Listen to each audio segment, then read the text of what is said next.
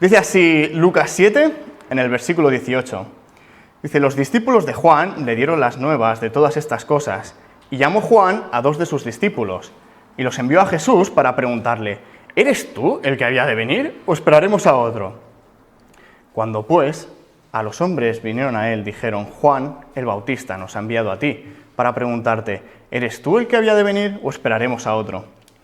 En esa misma hora sanó a muchos de enfermedades y plagas, y de espíritus malos, y a muchos ciegos les dio la vista. Y respondiendo Jesús les dijo, id, haced saber a Juan lo que habéis visto y oído. Los ciegos ven, los cojos andan, los leprosos son limpiados, los sordos oyen, los muertos son resucitados, y a los pobres es anunciado el Evangelio. Y bienaventurado es aquel que no halle tropiezo en mí. Cuando se fueron los mensajeros de Juan, comenzó a decir de Juan de la gente, ¿qué salisteis a ver al desierto? ¿Una caña sacudida por el viento? Mas, ¿qué salisteis a ver? ¿A un hombre cubierto de vestiduras delicadas? He aquí los que tienen vestidura preciosa y viven en deleites, en los palacios de los reyes están. Mas, ¿qué salisteis a ver? ¿A un profeta? Sí, os digo, y más que profeta. Este es de quien está escrito, he aquí envío mi mensajero delante de tu faz, el cual preparará tu camino delante de ti. Os digo que entre los nacidos de mujeres no hay mayor profeta que Juan el Bautista, pero el más pequeño en el reino de Dios es mayor que él. Y todo el pueblo y los publicanos, cuando lo oyeron, justificaron a Dios, bautizándose con el bautismo de Juan. Vamos a orar primeramente, para que Dios esté con nosotros esta mañana. Tantísimas gracias, Señor, por la maravillosa oportunidad de tener tu palabra, tanta palabra, Señor, que nos has dejado. Gracias porque es tan sencillo acceder a ella, que es gratuita incluso. Gracias por que tú nos enseñas, nos hablas, nos lo dejas todo para que podamos no solamente leer, sino aprender de nuestro Creador, aprender de las personas que te siguieron, las personas que tú usaste para el bien del Evangelio y para su esparcimiento, Señor. Que podamos entender, que tú nos ayudes a comprender lo que está escrito, y muchísimas gracias porque podemos hablar diariamente con el autor de este maravilloso libro, Señor. Gracias porque lo conocemos y gracias por lo bueno que eres con nosotros. Bendícenos muchísimo y que tu mano esté con nosotros en el día de hoy. Amén. Pues, como os decía, es un texto que no he escuchado mucho hablar de él y, como os decía, no he encontrado grandes porciones que desgranen este texto, que lo miren con un poco de lupa. Así que vamos a ir primeramente un poco asentando los cimientos de la pirámide que vamos a ir construyendo esta mañana. Lo que hemos leído está en Lucas, pero también lo podemos encontrar en Mateo 11, por supuesto, si queréis ir, estáis acompañadísimos, del 1 al 15. El texto es muy similar, se nos detalla un poco más después y también se nos detalla un poco más antes, pero el texto es muy similar. La diferencia es quién lo escribe y por cómo lo escribe. Pues sabemos que tenemos 4 evangelios y cada evangelio estaba destinado de una manera, estaba escrito con un propósito. Mateo fue escrito para los hebreos. Tenemos una genealogía al principio. Si nos vamos a Mateo número 1, tenemos la genealogía de Jesucristo. Tenemos durante todo el libro de Mateo cumplimiento de profecías. Estaba escrito con un propósito de alcanzar a los judíos. Tenemos, por ejemplo, Lucas, que fue escrito a los gentiles. Allí no encontraremos una genealogía. Lucas era el médico amado, era un historiador. Él iba a por los hechos históricos de una manera más precisa en el tiempo. Tenemos más referencias históricas que nos hacen situar qué estaba pasando no solamente en el texto, sino en las cercanías. Podemos ver que también se evitan muchas... En otros evangelios tenemos quizá disputas entre altas esferas, digamos, religiosas con los fariseos. Lucas un poco evita esto, porque no es a lo que viene a escribir. Y por supuesto luego tenemos a Juan, que es otro, va aparte. Juan se dedica simplemente a Jesús, el Hijo de Dios, su deidad, y qué implica eso. Así que es bueno tener la misma historia en diferentes evangelios, porque no solamente van a explicar lo diferente, porque por supuesto son personas diferentes, sino que la lupa, el contexto, la manera en la que se va a escribir, al ser destinada para diferentes oyentes, nos da reflejos. Por ejemplo, si nos vamos al versículo 3 en Mateo, al capítulo 3 en Mateo, en el versículo 2, podemos encontrar que dice, cuando Juan empieza su ministerio, dice, diciendo arrepentíos porque el reino de los cielos se ha acercado. Si nos vamos a otros evangelios, veremos que dice el reino de Dios. Sin embargo, recordamos, Mateo va para los hebreos, para los judíos. Decir el nombre de Dios, decir el nombre de la deidad, era un tema bastante delicado. Vemos cómo intenta siempre poder esquivar ese bache. Son pequeños detalles que hay que tener siempre en cuenta cuando nos estamos metiendo en la historia. Entonces, vamos en principio a ver cómo llegamos a este punto en el que Juan envía a 2 discípulos a Jesús, preguntando, ¿quién eres tú? Juan en ese momento estaba en la cárcel, veremos por qué, y hasta cuándo y cómo acaba. Muy triste, por cierto, ya os hago supongo que más o menos sabéis un poco la historia de Juan el Bautista. Pero en este punto Juan está enviando a 2 discípulos a Jesús, diciéndole básicamente, ¿quién eres tú? ¿Realmente eres tú el Mesías? Así que poco a poco vamos a ver cómo llegamos a esa pregunta que les hacen estos 2 discípulos a Jesús directamente. Pues vamos a empezar por el principio. En Mateo, por ejemplo, no tenemos realmente mucha información de Juan hasta el capítulo 3, donde aparece pisando fuerte. En aquellos días vino Juan el Bautista predicando en el desierto de Judea. Ya vemos a un personaje que empieza predicando. Luego vamos a ver cómo llegamos a este punto en Lucas, que recordamos, es un evangelio más histórico, nos va a poner más en situación, nos va a poner más en contexto histórico de dónde viene esta persona y cómo ha llegado esta persona. Pero vemos cómo empieza Juan. Dicen, aquellos días vino Juan el Bautista predicando en el desierto de Judea, Mateo 3, por cierto, y diciendo, arrepentíos porque el reino de los cielos se ha acercado. Pues este es aquel de quien habló el profeta Isaías, cuando dijo, voz del que clama en el desierto, preparad el camino del Señor, enderezad sus sendas. Y este versículo vamos a recordarlo. Y Juan estaba vestido de pelo de camello, y tenía un cinto de cuero alrededor de sus lomos, y su comida era langostas y miel silvestre. Si seguimos leyendo, vemos que Juan todavía no había tenido un contacto directo con Jesús, pero la confianza de quién era Jesús, cómo habla Juan de Jesús, sabiendo lo justito, porque básicamente sus padres le habían dado un propósito que más adelante veremos. Juan tenía una plena confianza en Jesús y de qué iba a hacer y cómo iba a ser, sin siquiera haberlo conocido. Él ya está empezando a preparar el camino, como veremos, que era la misión de Juan, sin haberlo conocido. Para mí eso es un milagro enorme. De hecho, lo vamos a leer en la predicación, en el versículo 8, en el Mateo 3:8. Haced, pues, frutos dignos de arrepentimiento, dice Juan.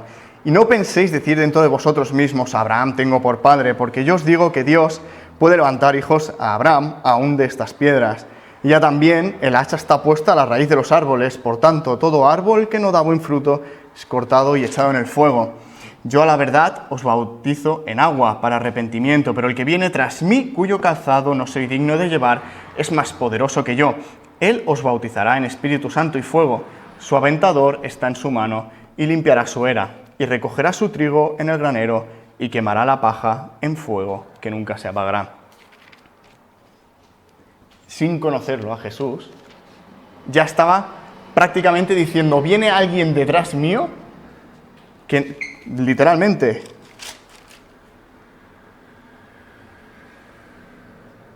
cuyo calzado no soy digno de llevar. Y no lo conocía, sabía muy poco de este Jesús. Y sin embargo, ya estaba asegurando. Y a veces nos hace pensar, ¿estamos nosotros en la misma posición? o estamos más bien predicando de nosotros? No en el contexto como haría Juan de predicar, pero realmente cuando estamos hablando con alguien, cuando estamos en el trabajo, estamos diciendo, sí, yo voy a la iglesia, o yo soy cristiano, yo soy tal, yo soy cual, yo hago aquello, yo hago lo otro. O estamos dejando paso a quien viene detrás, que es más importante que yo. Y no solamente en un sentido, hablando con personas que están en el mundo o que no han tenido al Señor como su Salvador, sino incluso entre nosotros. ¿Nos ensalzamos más nosotros mismos o estamos diciendo, yo no soy nadie? ¿Viene alguien detrás mío que es realmente de quien vale la pena hablar, de quien vale la pena predicar? Bueno, vamos, en 2 versículos ya Juan está diciendo, yo ya poco tengo que hacer aquí. Pues ahora saltamos a Lucas, de nuevo, y vamos a ir al capítulo 1 de Lucas, donde vamos a ver con más detalle la vida de este hombre. Por supuesto, recordamos, Lucas está detallando de una manera más precisa los acontecimientos. Juan nació, hijo de tal, hizo tal, estaba aquí, luego más adelante vemos Jesús, situaciones geográficas muy precisas, algo que quizá no, echamos más en falta en otros evangelios. Y vamos a ver de dónde viene Juan. Un poquito más adelante, cuando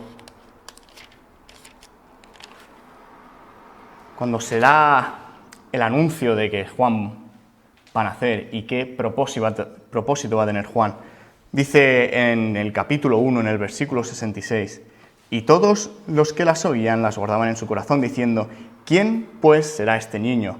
Y la mano del Señor estaba con él.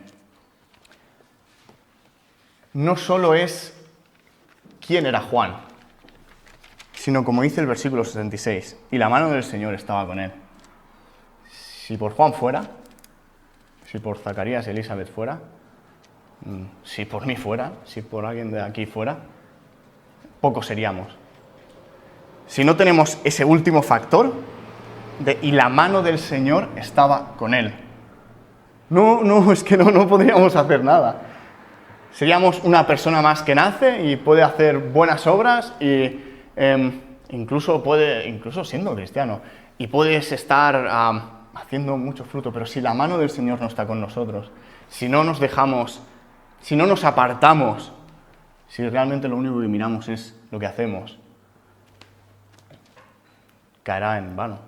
Mucha gente hace buenas obras, mucha gente apoya a los pobres, mucha gente da dinero a África, a ONGs, pero sin este último factor, y la mano del Señor estaba con él, poco vamos a hacer. Entonces vamos a ver cómo se forjó el Juan que nos describe la Biblia, cómo un hombre llega al punto a cuando hemos visto antes, en una situación de la cárcel, en una situación enviando a los discípulos, cómo se llega a ese punto y qué ha tenido que pasar Juan para llegar ahí y acabar como acabó. En Lucas 1, del 5 al 6, si alguien quiere leerlo, Casimiro, ¿puedes leerlo? Lucas 1, del 5 al 6. Lucas 1, el 5 y el 6. Hubo en los días de Herodes, rey de Judea, un sacerdote llamado Zacarías, de la clase de Abías. Su mujer era de las hijas de Aarón y se llamaba Elisabet. Ambos eran justos delante de Dios y andaban irreprensibles en todos los mandamientos y ordenanzas del Señor. Gracias. Para entender cómo era Juan, tenemos que echar un vistazo a una generación atrás. En el versículo 6, y este es el primer paso o el primer factor que nos hace ver cómo era Juan, dice, ambos eran justos delante de Dios y andaban irreprensibles. Mucha gente puede haber tenido un padre irreprensible o una madre irreprensible. Pero el factor de que eran ambos, que caminaban con una dirección, ambos eran irreprensibles, ambos tenían fija la mirada. Y es un detalle muy importante, porque, bueno, sobre todo, no tengo hijos aún, pero seguro que para un crío, tener que ambos padres tienen una vista fija, que van en una dirección, que van a la una, yo creo que es la mejor herencia, y hablo ya en calidad de hijo, es la mejor herencia que nos pueden dejar, o que nos han dejado muchos padres. El ver que realmente los dos, con las dificultades que puedan pasar, con la que pueda caer fuera, con lo que sea, pero que siguen ambos, y que entre ellos se apoyan de manera irreprensible, andaban irreprensibles, andar pasito a pasito, no corrían, no saltaban, andaban poquito a poco, irreprensibles. Es algo que nos tenemos que tomar al pie de la letra y día a día. En todos los mandamientos y ordenanzas del Señor, no en algunos, en todos. A veces es fácil, ¿no? Coger algunos y otros cuesta más. Pero irreprensibles en todos los mandamientos y ordenanzas del Señor. Otro factor fue el propósito. Un poquito más adelante lo tenemos. Tenemos el por qué, digamos, cómo empezó. Luego tenemos el propósito de esta criatura, de este niño que era Juan, que lo tenemos un poquito más adelante, del 13 al 17. Si alguien más quiere leerlo, Agustín, ¿puedes leerlo del Lucas 1 del 13 al 17? Pero el ángel le dijo: Zacarías, no temas, porque tu oración ha sido oída, y tu mujer Elizabeth te dará a luz un hijo, y llamarás su nombre Juan. Y tendrás gozo y alegría, y muchos se regocijarán de su nacimiento, porque será grande delante de Dios. No beberá vino ni sidra, y será lleno del Espíritu Santo, aún desde el vientre de su madre. Y hará que muchos de los hijos de Israel se conviertan al Señor Dios de ellos. E irá delante de él con el Espíritu y el poder de Elías, para hacer volver los corazones de los padres a los hijos y de los rebeldes a la prudencia de los justos, para preparar al Señor un pueblo bien dispuesto. Gracias a usted. Un propósito. Ya ese niño no había nacido y ya tenía una misión. Madre mía, la responsabilidad era pequeña. Para preparar al Señor un pueblo bien dispuesto. Zacarías y Elizabeth ya sabían que ese niño iba a ser preparado para eso. No para ser médico, no para ser abogado, no para ser alguien bueno, sino para preparar al Señor un pueblo bien dispuesto. Un sacrificio que más adelante veremos que no fue fácil, no fue nada fácil. ¿Tenemos nosotros también un propósito? No se nos ha aparecido un ángel, o quizá a mis padres no se les apareció un ángel y les dijo, el Dani tiene que hacer aquello y lo otro. Pero ¿les ha dado a mis padres, por ejemplo, Dios un propósito para mí? ¿O qué pensáis? ¿Creéis que nosotros, a pesar de que no se nos ha presentado un ángel, podemos conocer cuál es nuestro propósito? Porque no se nos ha presentado un ángel, pero tenemos esto, que es la palabra de Dios. Vamos allá, vamos a verlo. Romanos 8:28. Si alguien lo encuentra, si no lo leeré yo. Romanos 8:28. Si alguien lo encuentra y quiere leerlo.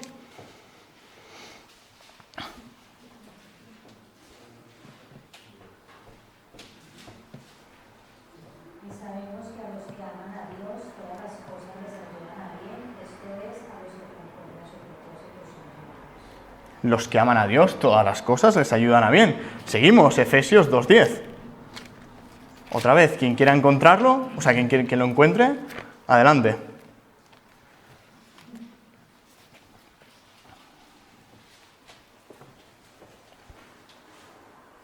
Porque somos hechura suya, creados en Cristo Jesús para buenas obras, las cuales Dios preparó de antemano para que anduviésemos en ellas.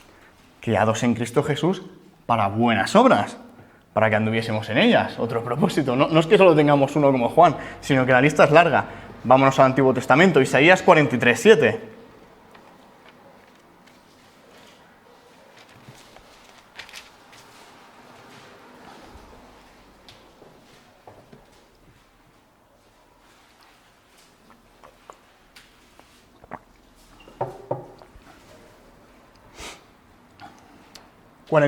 Isaías. Si no, lo leo yo. ¿Alguien lo tiene? Dura. Llamados de mi nombre, para gloria mía los he creado. Los formé y los hice. Para gloria de Dios nos ha creado, nos ha formado y nos ha hecho. Un propósito más, para su gloria. Y vamos a acabar por tiempo, porque podríamos seguir encontrando más y más y más y más a propósitos y objetivos que la palabra de Dios nos manda. Pero en el Salmo 138, en el versículo 8.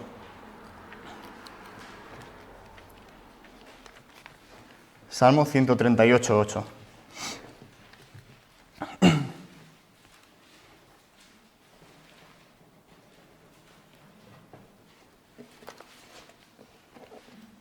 Jehová cumplirá su propósito en mí. Tu misericordia, oh Jehová, es para siempre.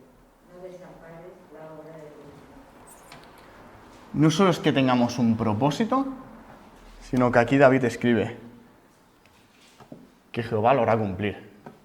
Jehová lo cumplió con Juan, Jehová lo cumplió con David, Jehová lo cumplió con todas las personas, cada una de las personas que podemos encontrar en la Biblia, tenía un propósito y se cumplió. Con nosotros, como hemos leído y podríamos seguir leyendo, tiene un propósito y lo mejor de todo es que lo va a cumplir. Y con esa promesa, a Zacarías y a Elisabet se les presentó un ángel, pero es que nosotros tenemos no solo una conversación con un ángel, es que tenemos muchísimo más. Tenemos una Biblia plagada de promesas para nosotros. El tema es que las cojamos, que las leamos y que las tomemos. Porque de nada sirve leerlo, de nada sirve que el ángel se le plantara allí a Elisabet y Zacarías y luego Elisabet y Zacarías dijeran: no, pero es que queremos apuntarlo a la facultad de Galilea de medicina y que allí estudie y bueno, ya se verá. Ya cuando tenga 30 años, ya acabado de estudiar, ya se pondrá a hacer lo que el ángel ha dicho, sino que es desde el minuto uno. Y no solo con niños pequeños, a cualquier edad hay que empezar a coger los propósitos y el objetivo que Jehová nos pone, que nos explica y nos dice. Porque nos dice: no desampares la obra de tus manos, porque al fin y al cabo somos obra de sus manos. Y no vamos a avanzar un paso sin que Él quiera. Y no vamos a hacer nada sin que Él, con su mano, nos coja y diga: aquí, pam. Es complicado. Y por supuesto, todo lo que digo, o sea, investigando cada una de las promesas, hay muchísimo y la verdad que personalmente hay tantas que cuestan tanto y se olvidan. Y es tan bueno recordarlas y otro día recordarlas, de que el propósito no es solo los domingos de que los cumplamos, es que es cada día, cada minuto, cada hora. No solo en la iglesia, sino en el trabajo, en comprando en el Mercadona, con el vecino, conduciendo. Cada instante. Como veremos, Juan no paró, porque tenía un propósito. Y si nos olvidamos del propósito y queremos vivir nuestra vida,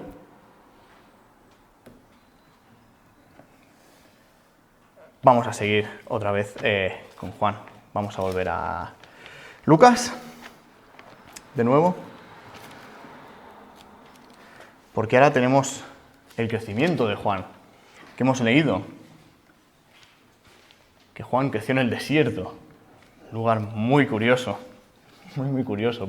Y además, si nos fijamos un poquito donde se transcurre la vida de Juan, en el desierto de Judea se nos dice: probablemente Dios quería que estuviera en ese desierto, porque si nos fijamos un poco en el mapa, tenemos el mar de Galilea, tenemos allí una serie de ciudades muy grandes. Pudiendo haber ido a una ciudad, ¿por qué tuvo que ir al desierto Juan? Pudiendo haber millones de ciudades donde predicar, donde crecer y ir a la sinagoga o crecer y ir a... Jesús o Jehová lo manda al desierto. Es muy curioso. No nos explica la Biblia exactamente por qué estaba en el desierto. Por lo que he podido investigar, se puede intuir de que sus padres murieran jóvenes y tuviera simplemente que buscarse la vida un poco como pudo, y de ahí que fuera al desierto. No se nos da muchos detalles, pero es una intuición. ¿Qué pudo encontrarse Juan en el desierto? ¿Cómo puede ser que alguien que crece en el desierto de Judea se forje como una persona que más adelante veremos, con una autodisciplina increíble, con un conocimiento, aunque limitado, porque recordamos, estamos en el desierto, no podía ir a la biblioteca y luego volver y... No. Crecía con lo que tenía. Y qué difícil tuvo que haber sido crecer en el desierto cuando tenía alrededor, como si aquí creciéramos, no sé dónde hay los Monegros, si tuviéramos alrededor Zaragoza, Barcelona. ¿Por qué no me voy a vivir a Barcelona? ¿Por qué no me voy a vivir a Capernaum? ¿Por qué no me voy a vivir a...? Esas ciudades, al fin y al cabo, eran creadas para el hombre. Eran ciudades donde, si leemos el contexto de cada una, estaban apartadas completamente de lo que Dios quiere para nosotros. ¿Qué buscaba Dios en Juan? Que estuviera en una ciudad donde sí, quizá, luego más adelante se le fue llamado de que fuera, pero tenía que tener un tiempo apartado en el desierto, donde aprender a una autodisciplina que luego es evidente en toda la vida de Juan y de muchas otras personas que vemos a lo largo de la Biblia, donde pasan un tiempo que nosotros, ¿cómo llamaríamos? Sabático, ¿no? Un tiempo sabático fuera de cualquier contexto. Hace poco leía, se ve que hay algo llamado el índice de los rascacielos. No sé si lo habéis escuchado alguna vez.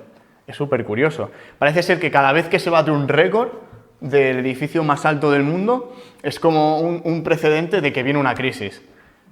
Y se lleva repitiendo. La verdad que es súper curioso, porque el artículo este que leí estaba escrito en el 2016. Y, por ejemplo, explicaba que cuando se construyó el edificio Chrysler y la torre de Manhattan en Estados Unidos, el año siguiente fue el crack del 29. Se batió el récord otra vez en Abu Dhabi con el Burj Khalifa o algo así en el 2006, 2007-2008, la crisis inmobiliaria. Y adivinar cuándo se batió el récord. Esto hablaba del 2017, o sea, aún no tenía ni idea de lo que iba a pasar con el COVID ni nada. Pero aparentemente en el 2019 se volvió a romper otro récord de edificio más alto. Es simplemente algo anecdótico, pero nos hace ver que siempre que el ser humano aspira a la altura, ¿qué pasa luego? Y es lo que pasó en la Torre de Babel. En la Torre de Babel pasó exactamente lo mismo que nos sigue pasando ahora, porque el humano sigue repitiendo lo mismo, es que es el modus operandi, sigue repitiéndose desde hace, no solo desde el 29, lleva repitiéndose desde el inicio, y no aprendemos, y sigue pasando, y sigue pasando, y sigue pasando, y seguirá pasando, esto es así.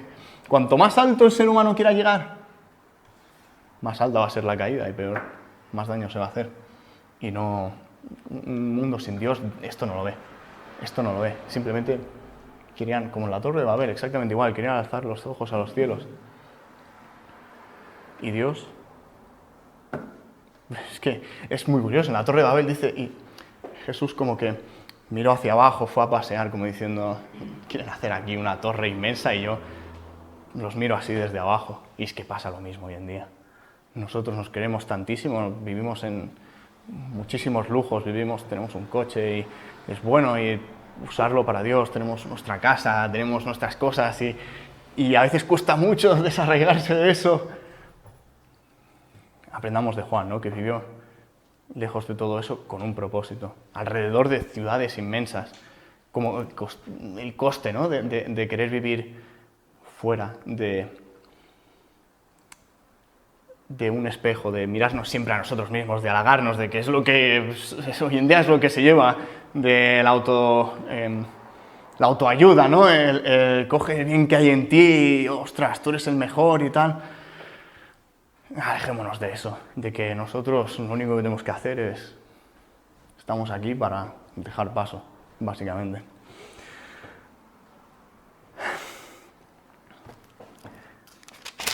Y luego más adelante, por la manera que era Juan cuando se acercaba a las ciudades, vemos en Lucas 7, en el versículo 33, dice, porque vino Juan el Bautista, que ni comía pan ni bebía vino, y decís, demonio tiene. Venía y la gente decía, pero ¿quién es esta persona que es de esta manera? Está loco, tiene un demonio. Y no pasa lo mismo hoy en día. No os pasa lo mismo en el trabajo, que quizás nos dicen demonio tiene, pero que estáis locos. Yo cuando me casé, por casarme con 23 años, ¡wow, madre mía! ¿Pero qué estás haciendo? ¿Estás loco? Pero realmente lo pensaban, ¿eh? De que no sabes lo que estás haciendo, piénsatelo 2 veces, y no solo con él. Bueno, eso porque me ha tocado más de cerca, pero ¿cuántas? ¿El domingo a la iglesia? ¿Pero qué dices? ¿Vamos a buscar bullets? ¿O vamos a jugar a pádel? No, hombre, pero ¿en serio te vas a mantener hasta el matrimonio? ¿Pero qué dices? Pero aprovecha. ¿Estás loco? No, hombre, no. El mundo nos ve así. El mundo vio a Juan así. No están acostumbrados. Y a veces nosotros nos estamos acostumbrando demasiado a que debemos vivir de una manera, cuando realmente no es así. Y no es lo que vemos en la Biblia. Y cuesta muchísimo, porque hay que salir de la ciudad, ¿no? Hay que irse al desierto y ver lo que Dios quiere para nosotros. Aunque nos llamen, aunque digan que tenemos demonio, es el precio a pagar. Juan lo pagó, luego veremos cómo. Y nosotros lo tendremos que pagar. Es una vida de sacrificio la que hemos escogido, porque no, una vez más, es que no venimos aquí para quedarnos y hablar, sino... Y este movimiento tiene un precio. El dejar que Jesús tome el frente de nuestra vida. En Éxodo podemos ver tantas veces que Dios dice, y yo iré delante de vosotros. No dice al lado, no dice con vosotros, dice delante. Porque no somos nosotros quienes están andando aquí, no somos nosotros que tenemos una dirección. Si no vamos detrás de Dios, si no vamos a rebufo, no, estamos perdidísimos. No tenemos ni idea ni a dónde vamos. ¿Cuánta gente hay aquí fuera que no sabe ni qué hacer con su vida, ni qué estudiar, ni con quién me voy a casar? Sin una guía, si no hay nadie que vaya adelante, no vamos a ningún lado, en ninguna etapa de nuestra vida. Hay que desintoxicarse de todo esto. Y yo el primero, por supuesto. Juan no estaba interesado en esto.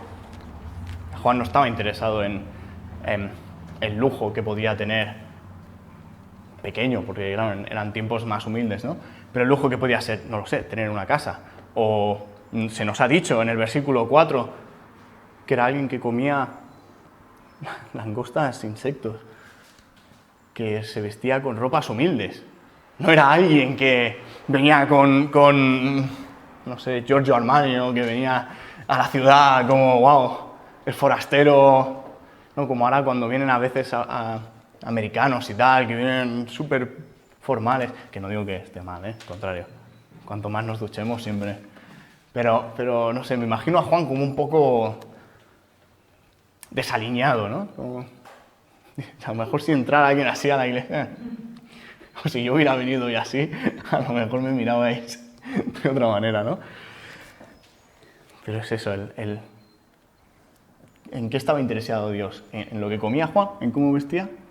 ¿O en qué estaba haciendo realmente? ¿Cómo era su corazón? Realmente lo que Juan fue un despertador. Juan tenía una misión y él era simplemente un despertador. No tenía ni que preocuparse por lo que iba a pasar cuando muriera, ni de lo que realmente iba a pasar cuando él estaba predicando. Él simplemente era un despertador para cuando llegara Jesús, que despertara el día. Cuando Juan realmente fue el último profeta. Luego Jesús mismo dice más que profeta. Es casi el último profeta que tenemos del Antiguo Testamento. Desde Malaquías, habían pasado casi 400, 700 años desde que no hubo nadie más. Juan fue el último que dio nuevas de este Mesías y ya llegó Jesús. Juan ya fue el hasta aquí. Despertar, es que ya está aquí, ya está aquí. El Mesías está aquí a la puerta de la esquina, es que estoy poniendo la alfombra. Ya no penséis en tiempos muy futuros, porque ya lo estaba anunciando. Viene alguien detrás de mí. Ya, es inmediato. Y Jesús ya ha venido, ya lo hemos visto. ¿A qué esperamos? ¿A qué esperamos para dejarle pasar y seguirle? No hay tiempo que perder. Es que ya el tiempo se ha pasado, digámoslo así. Ya ha sonado el despertador, ya tendríamos que estar trabajando. Ya tendríamos que estar en el trabajo hace rato y que Jesús nos pillara ya manos a la obra. No que nos pillara durmiendo.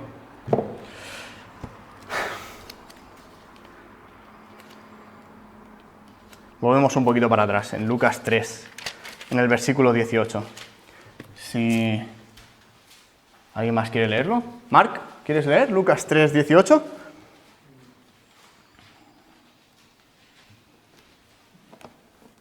Con estas y otras exhortaciones anunciaba las buenas nuevas al pueblo. Curiosa frase, ¿eh? Sí, solo este. Gracias, Marc. Dice, con estas y otras muchas exhortaciones anunciaba las buenas nuevas al pueblo. ¿Exhortaciones? Buenas nuevas. Exhortaciones, eso os cuece más, ¿eh? Cuando hay una exhortación no suele ser un halago, precisamente. Sin embargo, vienen las buenas nuevas. Sin esa exhortación no podía venir la buena nueva. Sin una necesidad del Cristo, no puede haber obra. Necesitaban entrar en el corazón, exhortar primeramente lo que estaban haciendo, todo lo que estaba pasando alrededor suyo, de decir, mira, tenéis que corregir esto y esto y esto para que las buenas obras lleguen. Si no tienes sed, no vas a beber. Si no hay una exhortación primero, si no hay un hablar al corazón, no vas a tener un cambio. Juan hizo eso. Con estas y otras muchas exhortaciones anunciaba las buenas nuevas al pueblo.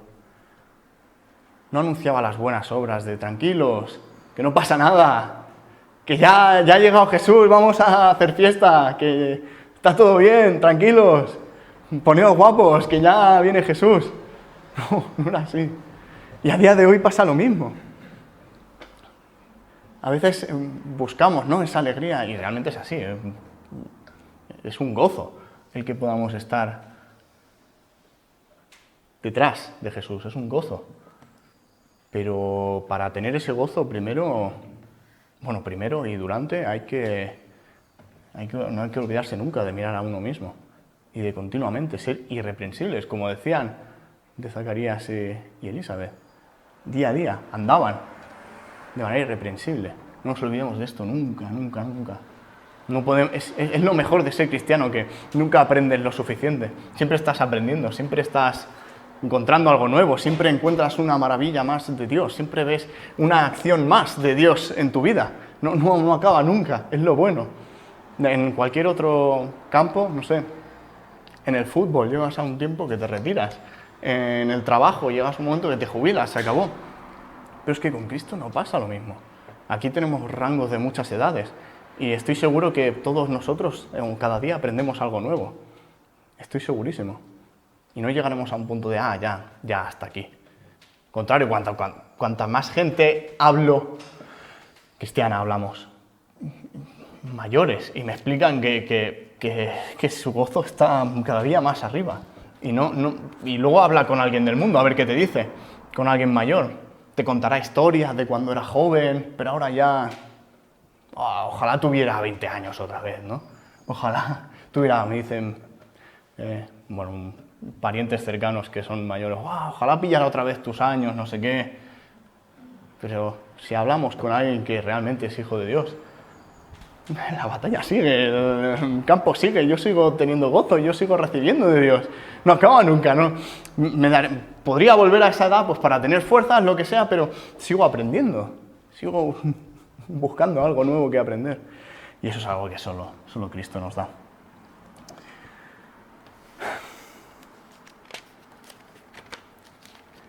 Vámonos a Juan ahora. A Juan capítulo 3, versículo 26. Juan tenía 3 tareas,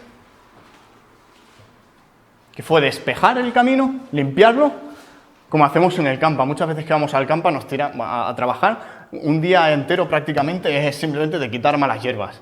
Antes ya de empezar a hacer otra cosa, el primer paso es quitar malas hierbas y ya te tiras un día. El primer paso de Juan fue ese, sacar la mala hierba. El segundo, empezar a preparar el camino, ponerlo bien para Jesús, despejar el camino para Jesús, preparar el camino para Jesús y lo más importante y lo que más cuesta, apartarse del camino para Jesús. ¿Qué es lo que más nos cuesta? O por lo menos hablo por mí. Ese tercer paso, que fue apartarse. Y ahora vamos a ver, no sé si alguien quiere leer Juan 3, 26. Si alguien quiere, si lo tienen ahí y queréis leerlo.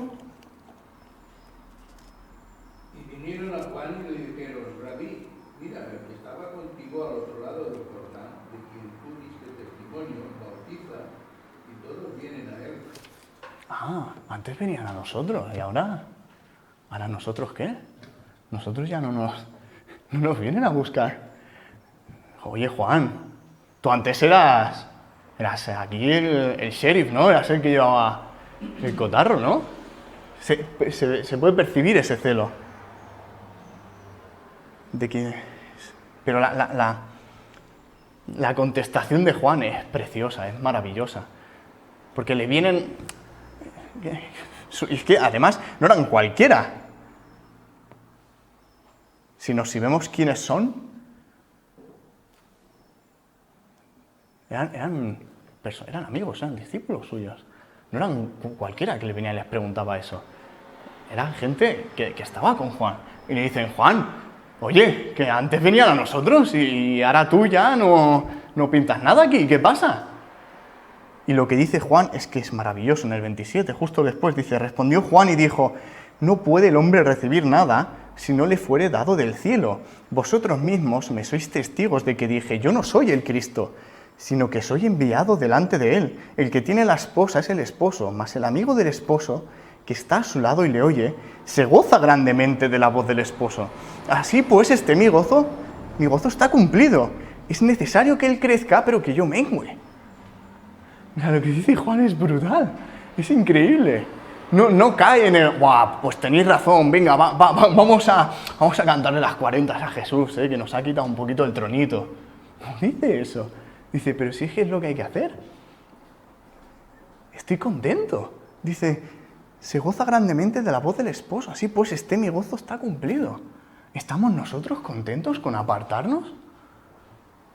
¿Estamos nosotros contentos cuando vemos que Dios actúa en otros sitios o de alguna manera, y que no hemos sido nosotros, sino que ha sido Dios mismamente?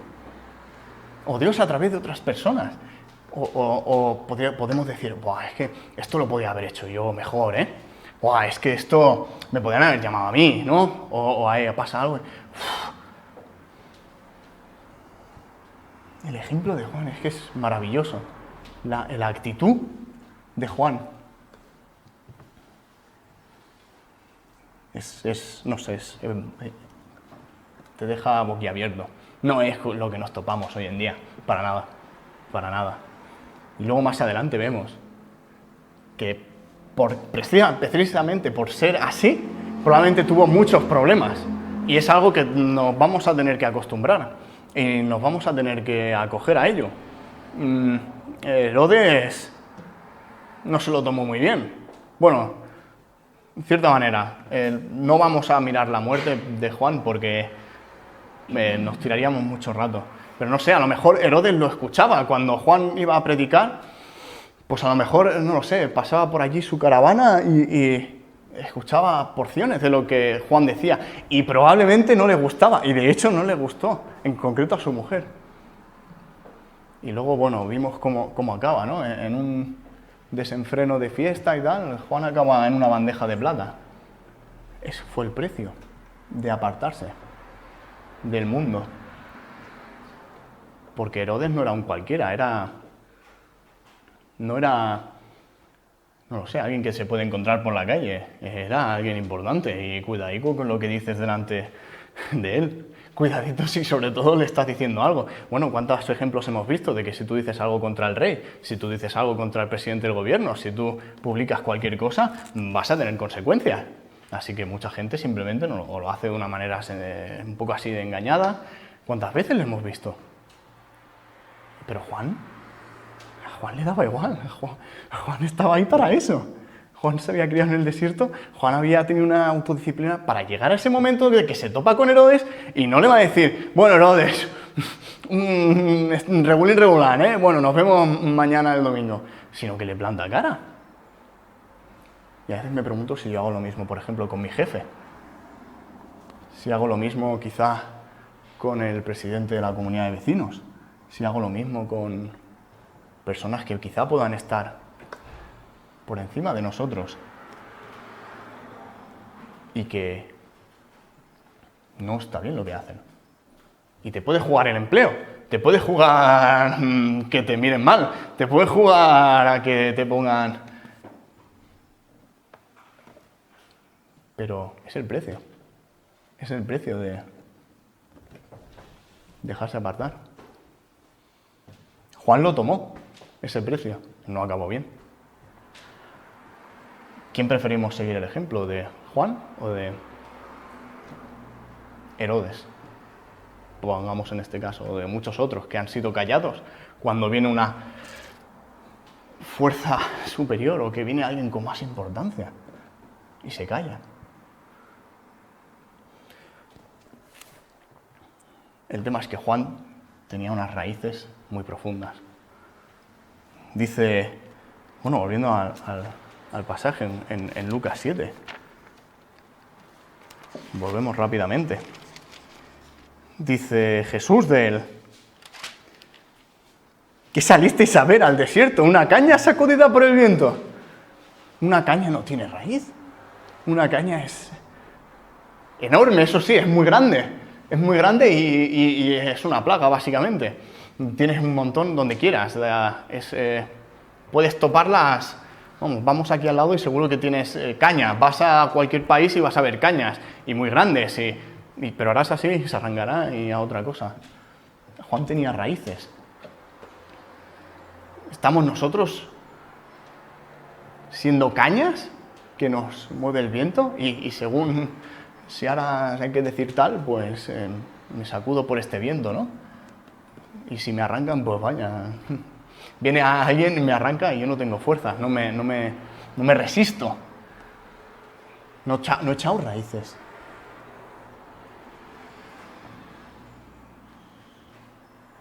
Si nos ponemos a pensar cuánto sabemos de la Biblia.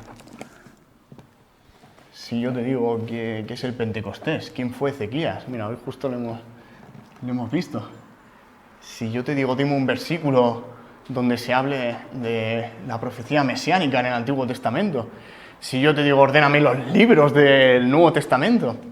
Si yo te digo preguntas de la Biblia. O quién fue tal, quién fue aquel. ¿Pasamos suficiente tiempo? O si yo, por ejemplo, me preguntara a mí mismo, dime toda la parrilla de Fórmula 1 desde el 2000 hasta ahora, yo te la puedo decir. Porque paso, desgraciadamente, mucho tiempo. O dime quién es el 11 titular del Madrid. Y a lo mejor te lo digo. O algo de mi trabajo, cómo funciona el tema de transistores, cómo funcionan condensadores eléctricamente. ¡Guau! Yo te podría decir mucho. ¿Cuánto podemos decir de la Biblia? Y sobre todo se demuestra mucho cuando te pillan de improviso estas cosas. Cuando alguien te pregunta, ¿y quién es Jesús? De repente en el trabajo, lo que sea. Y, que no tengo la Biblia. Espérate, que te lo miro y mañana... Esto lo tenemos que llevar dentro. Es como cuando nos preguntan, no sé, si me preguntan quién es tu piloto de Fórmula 1 preferido. Pues te lo digo rápido y te digo todo lo que ha hecho y te digo por qué y tal. Nos tiene que pasar lo mismo con la Biblia. Que la tengamos tan empapada.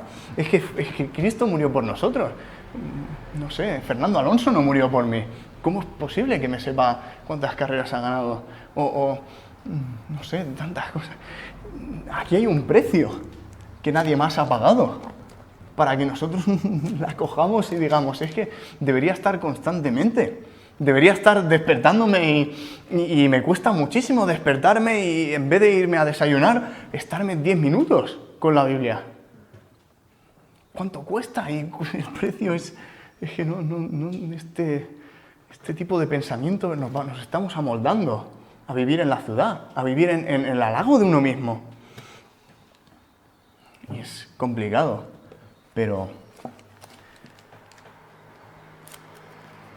es lo que Dios nos pide, es el propósito de que hemos sido llamados, de que no somos cualquiera. Da igual qué edad tengamos, da igual las circunstancias, da igual si estamos en el desierto o si tenemos un buen trabajo y millones de euros en la cuenta bancaria. No se trata de eso. Se trata de que ya no nos pertenecemos a nosotros, de que tenemos un dueño, de que hemos sido comprados. ¿Cómo no vamos a saber quién nos ha comprado? Todo lo que nos ha dejado aquí, si es que es más sencillo imposible. Y además ahora con internet o con millones de libros que tenemos acceso y sabemos tan poco. Es muy curioso y cuanto más tenemos, menos sabemos. Más acostumbrados estamos a lo rápido. Mañana ya lo tengo, ¿no? Compro hoy y mañana ya lo tengo en la puerta de casa. El esfuerzo, ¿no?, que implica el pasar días, horas, minutos. Es algo que tenemos que seguir atesorando. Volvemos a Juan. ¿Qué ha pasado con Juan? Desde que Juan se topa con Jesús, ahora vamos a estar en Mateo, si no me equivoco. Desde que Juan se topa con Jesús, la verdad que esta es la cima de lo que hace Juan. Este era el objetivo, bautiza a Jesús y básicamente perdemos la pista de Juan. Ya no se habla más de Juan, hasta un poquito más adelante. En el capítulo 3, cuando bautiza a Jesús, y ya Jesús, más o menos por lo que he podido ver, cuando lo bautiza y entre que Juan bautiza a Jesús y cuando Jesús es tentado, más o menos en este tiempo Juan tuvo que irse a la cárcel, por más o menos lo que se nos explica aquí en otros evangelios. Más o menos ese fue el periodo de tiempo en el que, Juan tuvo las narices de hacer lo que hizo con Herodes, y Herodes lo cogió y lo metió en la cárcel, porque no le hizo mucha gracia lo que escuchó. Entonces, más o menos para situarnos, estamos ahí. ¿Cuánto tiempo estuvo Juan en la cárcel? Jesús es tentado. Y nos dice, después de haber ayunado 40 días y 40 noches, en el capítulo 4, luego en el versículo 12, cuando Jesús halló que Juan estaba preso, volvió a Galilea. Está preso, Jesús vuelve a Galilea. En el 4, versículo 23, y recorrió Jesús toda Galilea. Aunque sea pequeño, ya tenemos un espacio de tiempo ahí más. Juan sigue en la cárcel, no sabemos nada de él. Del 5 al 8 tenemos el Sermón del Monte. No sabemos exactamente cuánto duró, pero sigue Juan en la cárcel. En el capítulo 8, Jesús descendió del monte, y de aquí podemos leer en el versículo 5, entrando Jesús en Capernaum, vuelve a Capernaum, del 8 al 15, y entrando en la barca sus discípulos le siguieron. Juan pasa al otro lado del Mar Muerto, sí. Y luego se nos dice que vuelve en el 8:28 y pasa a la tierra de los Gadarenos. Luego en el 9:35 dice, y recorrió Jesús todas las ciudades y aldeas.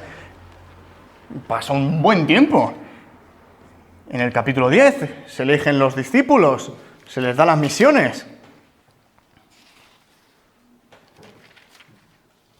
Y en el 11, en Mateo 11, volvemos a saber de Juan. Juan en la cárcel envió a 2 discípulos. Había pasado un buen tiempo. No fueron 2 días, no fueron un mes. Vemos que Jesús estuvo haciendo. Juan había desaparecido del mapa, fue el momento. El plan seguía en marcha. El plan estaba ahí. Era Jesús quien tenía que actuar, no Juan. Juan ya había cumplido su misión. Ya está, se acabó. Estaba en la cárcel. Volvemos ahora aquí a saber de Juan, en el 11. Juan era humano. A Juan le entraron dudas. Llevaba ¿cuánto tiempo en la cárcel? Dice que envió a 2 discípulos, diciéndole, ¿eres tú? ¿Eras tú aquel que había de venir o esperaremos a otro? Juan sabía lo que había hecho Jesús durante todo ese tiempo que estaba en la cárcel. A veces es muy fácil apuntar a personajes bíblicos cuando cometen errores. Es muy fácil porque dices, ostras, David, ¿cómo se te ocurre hacer esto? Ostras, Juan, ¿cómo se te ocurre cuestionarte quién era Jesús? ¿Y no nos acordamos que eran humanos? ¿Y que nosotros hacemos lo mismo muchas veces? Mientras estamos con Jesús, ¡guau! Mientras estamos en un campamento, mientras estamos en la iglesia, mientras estamos en un culto de oración.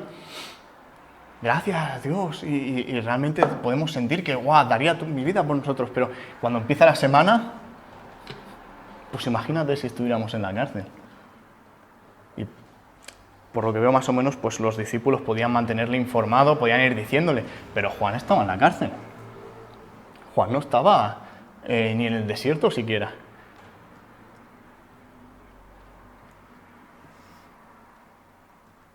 Y dice luego Jesús de él, dice, bienaventurado es el que no halle tropiezo en mí.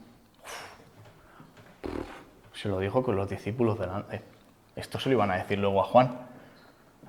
Bienaventurado el que no halle tropiezo en mí. Juan, pues, era humano. No sabía qué estaba pasando. No sabía si había que esperar más, si era el Mesías. ¿Qué está pasando? ¿Qué está haciendo este Jesús? Yo lo bauticé y ya no sé nada más de él. Bienaventurado el que confía. No tenemos que confiar solamente en Dios, sino tenemos que confiar en las manos de Dios, en lo que está haciendo. A pesar de que no nos guste, aunque estemos en la cárcel, aunque nos estén en el trabajo haciendo la vida imposible, aunque los vecinos nos estén diciendo cosas. Ahí está donde debemos seguir confiando en Jesús. Aunque no lo estemos viendo, aunque estemos en la cárcel y Él esté ahí fuera obrando. Pero sí que nos hemos apartado, sí es que nosotros no importamos. Jesús no necesita nuestra aprobación para seguir actuando. No necesita que estemos ahí. Él va a obrar de una manera u otra.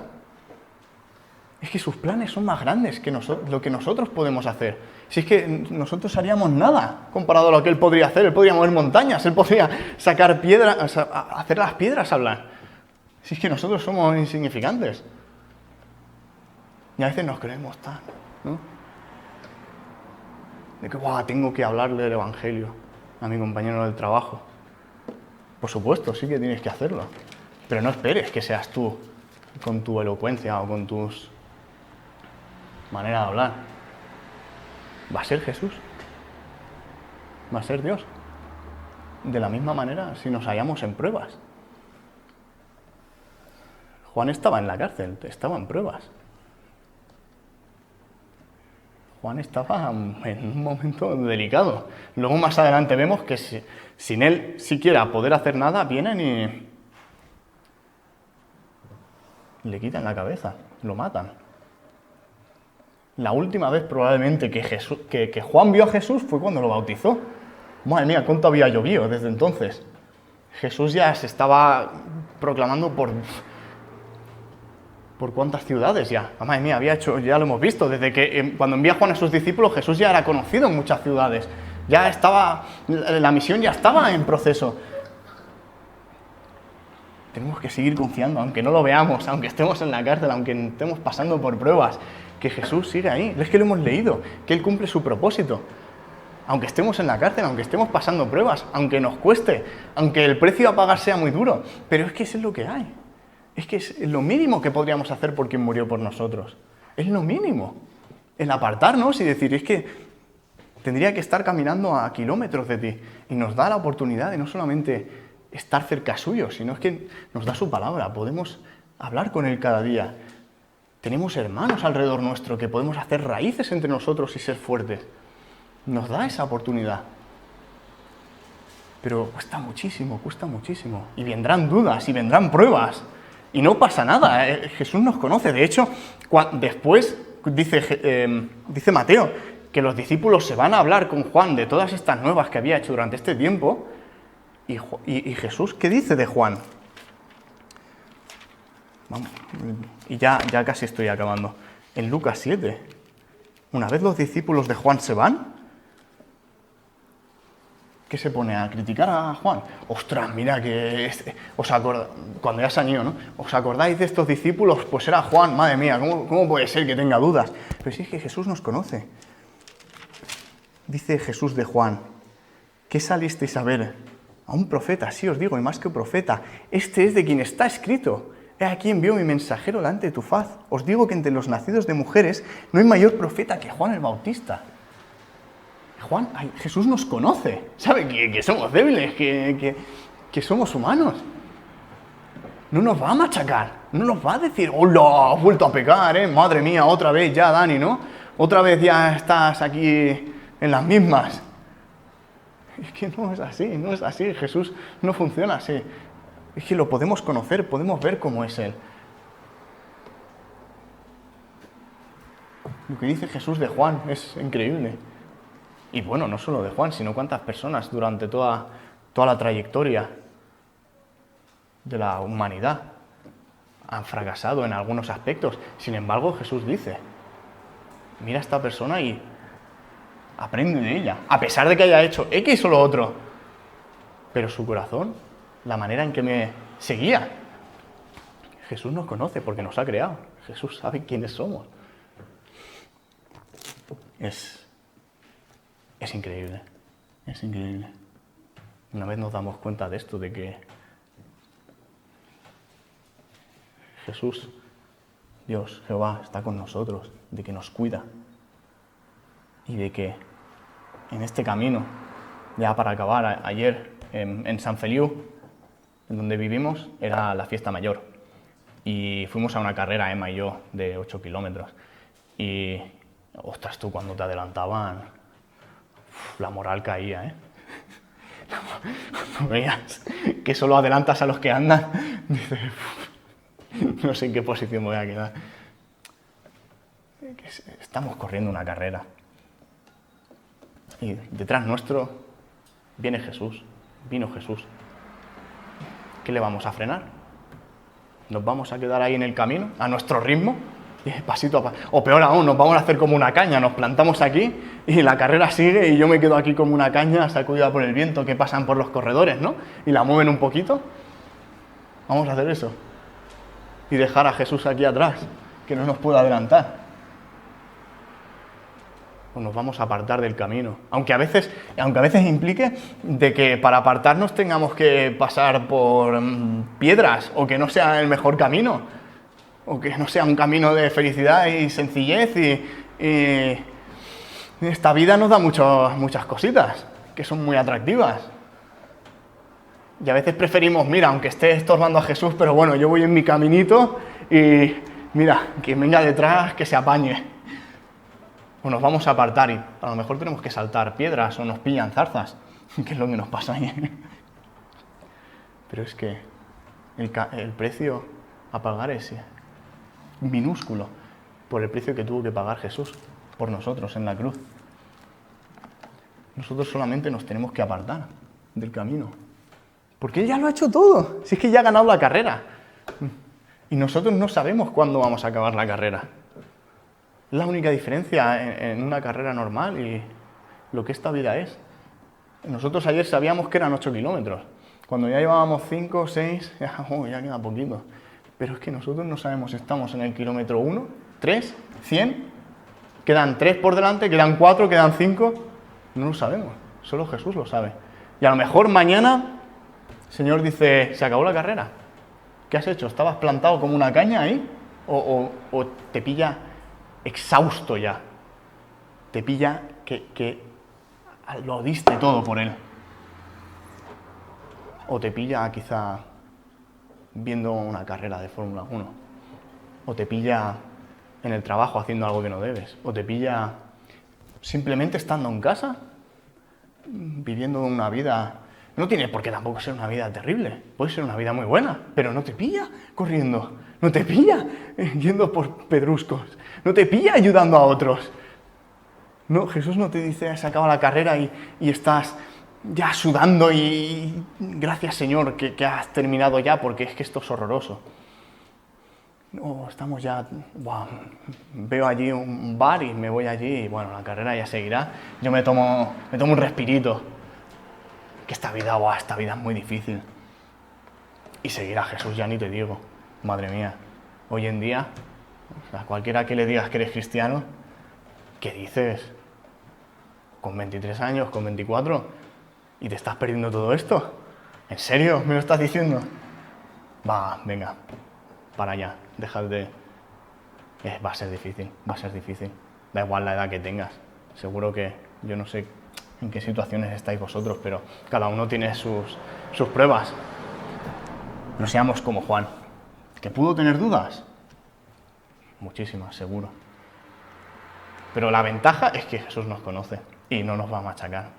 No nos va a machacar porque Él está delante nuestro. Nos está diciendo, venga, va, ánimos. Ayer acabamos básicamente porque había gente de vez en cuando que nos iba diciendo, venga, va, que ya quedan 2 kilómetros, que ya queda 1, va, que ya está cerca. Madre mía, vaya cara llevas, más, pareces un tomate. Tenemos esa ventaja. Y simplemente me gustaría, justo hemos cantado un himno que la última frase creo que viene ni pintada, en Sentir más grande amor, en el himno 443. Dice la última estrofa, tu nombre yo al morir invocaré, contigo iré a morar, tu faz veré, y por la eternidad, pensando en tu bondad, más te amaré, más te amaré. Que acabemos los días con ese espíritu.